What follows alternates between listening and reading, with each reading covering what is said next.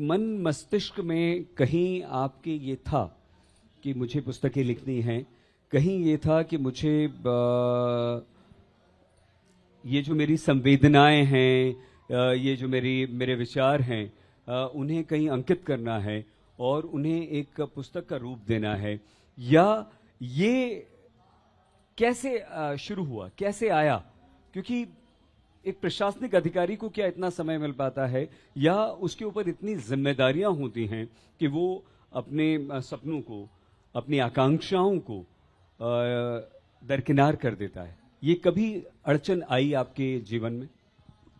बहुत अच्छी बात की है आपने सईद जी। आपके सत्र का शीर्षक ही है कुर्सी, कलम और कविता। कुर्सी का संसार भी बहुत बड़ा है, लेकिन कलम का संसार या कविता का संसार तो बहुत व्यापक है, उससे कहीं बड़ा। अक्सर लोग कहते हैं कि आप तो व्यस्त रहते हैं, फिर कैसे लिख पाते हैं? और मेरा जवाब होता है कि व्यस्त हैं या इतना दबाव है काम का, इसलिए लिखने की आवश्यकता और ज्यादा है। वाह!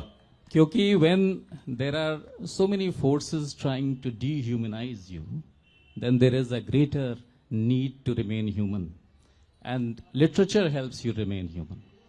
तो लिखने की जहां तक आवश्यकता है उसको महसूस करते हुए मैंने तो शुरू में everybody suffers from this writer's block कि विचार आ नहीं रहे, शब्द नहीं आ रहे, तो उसको पहले एक अनुशासन में ढालना शुरू किया कि रोज कुछ न कुछ लिखेंगे।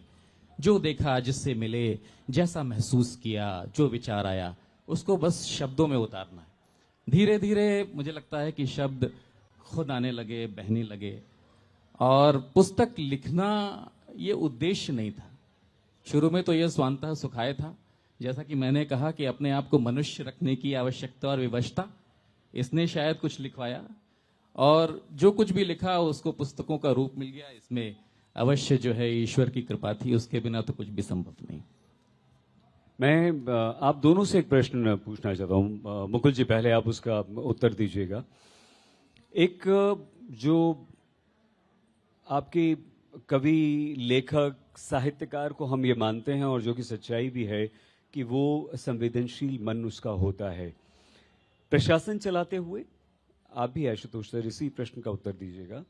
क्या ये मदद करता है कहीं ना कहीं आपको अपने प्रशासनिक कार्यों में? इसकी मदद मिलती है, और मिलती है तो कैसे? मैं इसको ये बहुत ही अच्छा प्रश्न है, और जिस प्रश्न से मैं बहुत रिलेट कर पाता हूं अपने को, ये मुझे दो तरह से मदद करता है। एक तो जैसे आप बहुत ज्यादा व्यस्त रहते हैं अपने प्रशासन में, तो वो जो बेचैनी है लिखने की, वो उसमें वेग जो है, उसका वेग बढ़ता जाता है। और जैसे आशुतोष जी ने कहा कि जैसे ही फिर आपको समय मिलता है, फिर आप वो वेग जो है बिल्कुल वो तोड़ता हुआ वो बाहर निकलता है, और वो शब्दों के प्रवाह में आपकी जो साहित्यिक संवेदना है वो बह जाती है। दूसरा मैं एक चीज बताऊं, प्रशासनिक अधिकारी होने के नाते, भारत सरकार से जुड़े होने के नाते, नेशन बिल्डिंग से जुड़े होने के नाते, राष्ट्र निर्माण से जुड़े होने के नाते, आपके जो अनुभव हैं उनमें जो वैरायटी है, उनमें जो रेंज है, जितने कलर्स हैं, जितने रंग होते हैं अनुभव के, वो बहुत ही मतलब एक तरह से कह रहे हैं कि वो काफी सारे रंग उसमें इसलिए होते हैं कि आप प्रशासन को चलाते हुए आप समाज के सबसे नीचे तबके से लेके सबसे ऊपर तबके से भी जुड़े रहते हैं।